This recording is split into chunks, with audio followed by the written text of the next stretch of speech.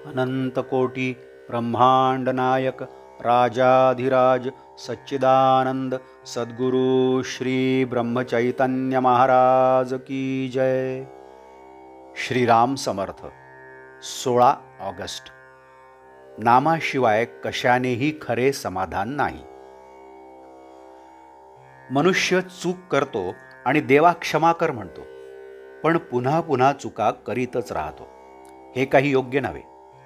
अशाने काही त्याला देव क्षमा नाही करणार। देवा क्षमा कर हे म्हणणे इतके सहज होऊन बसले आहे की त्याचा अर्थच आपल्या ध्यानात येत नाही। तो जर ध्यानात येत असता तर मनुष्य त्या चुका पुन्हा पुन्हा न करता अशा रीतीने आपण आपल्या बुद्धीच्या बळावर परमेश्वराला फसवू शकणार नाही। बुद्धीच्या जोरावर जर आपण माणसालाही फसवू शकत नाही तर परमेश्वर कसा फसेल?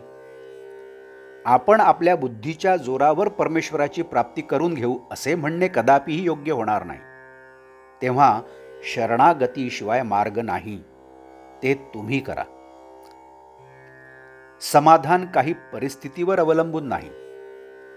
कितीही पुराणे वाचली, ग्रंथ मुखोद्गत केले, प्रवचने ऐकली तरी मनाला समाधान लाभणार नाही। त्याप्रमाणे थोडे तरी आचरण केले पाहिजे, नामात राहिले पाहिजे। नामाशिवाय इतर कोणत्याही गोष्टीने पूर्तता येऊ शकत नाही। नामाशिवाय खरे समाधान मिळणार नाही। तेव्हा तुम्ही भगवंताला अनन्य भावाने शरण जाऊन त्याचे नाम आवडीने आणि सतत घ्या।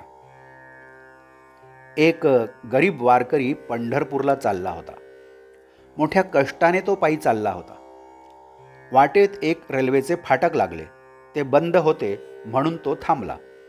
इतक्यात तिथे एक मोटर येऊन उभी राहिली।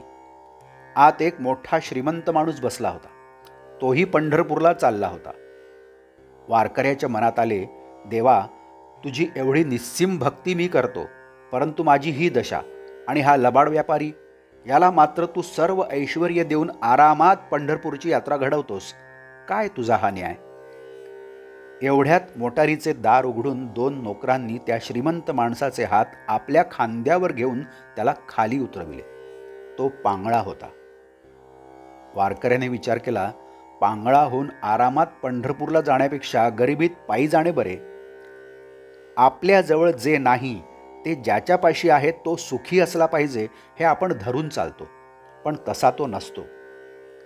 त्याचे दुःख आपल्याला माहीत नसते आणि तो स्वतःला जर सुखी समजत असेल तर तो दारूच्या मदाप्रमाणे मद समजावा। आहे त्या परिस्थितीमध्ये समाधान मानणे हाच विषयाची पकड ढिली करायचा उपाय आहे।